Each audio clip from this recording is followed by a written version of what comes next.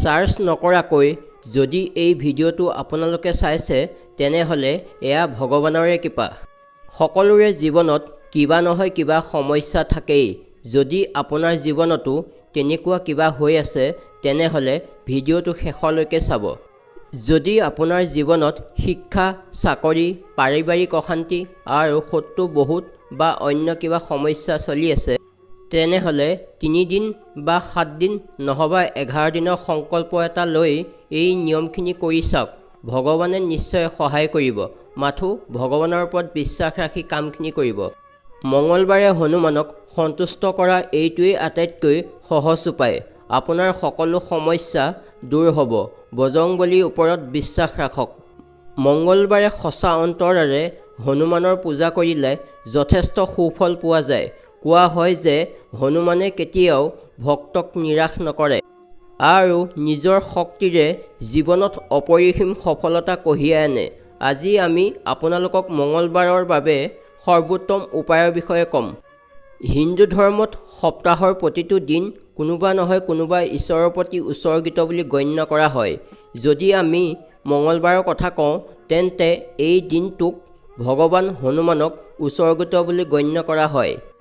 হিন্দু ধৰ্মত হনুমানৰ পূজাৰ গুৰুত্ব অতি বেছি আৰু তেওঁ ভক্তসকলৰ সকলো মনৰ কামনা পূৰণ কৰে। কোৱা হয় যে মঙলবাৰে যদি সঁচা অন্তৰে হনুমানক পূজা কৰে তেন্তে জীৱনত যি লাগে তাকেই পাব আৰু সকলো মনৰ কামনা পূৰণ হ'ব। সাধাৰণতে দেখা যায় যে হনুমানৰ পূজা কৰাৰ সময়ত মানুহে ৰীতি-নীতিৰ সম্পূৰ্ণভাৱে গুৰুত্ব দিয়ে। এই দিনটোত মানুহ মন্দিৰলৈ যায়।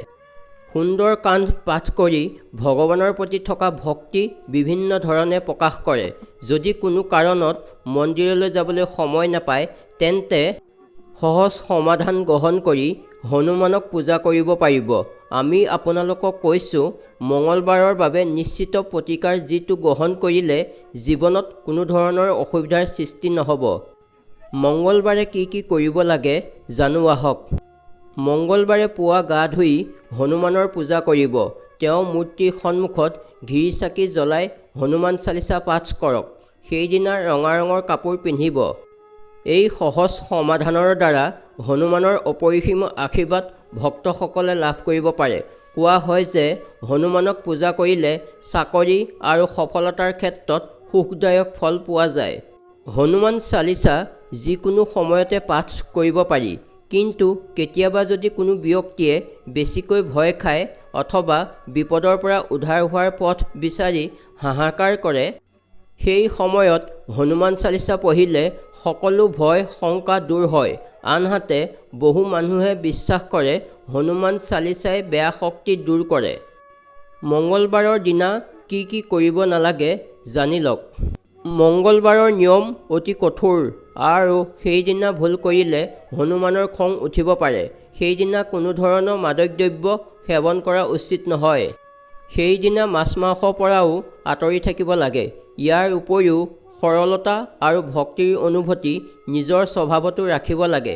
কাকো বেয়া কথা নক'ব আৰু কাৰো অন্যায় নকৰিব।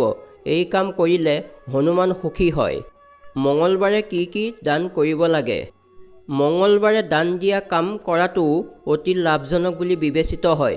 কোৱা হয় যে এই দিনটোত নাৰিকল, গুৰ, ঘিউ, চাউল আৰু দাইল দান কৰিব লাগে। এনে কৰাটো অতি শুভ বুলি গণ্য কৰা হয়।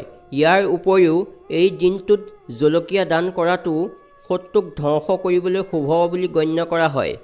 এই কামখিনি কৰি চাওক, নিশ্চয় সুফল পাব। মনত বিশ্বাস আৰু ভগৱানৰ প্ৰতি শ্ৰদ্ধা, ভক্তি আৰু বিশ্বাস থাকিব লাগিব। ধন্যবাদ।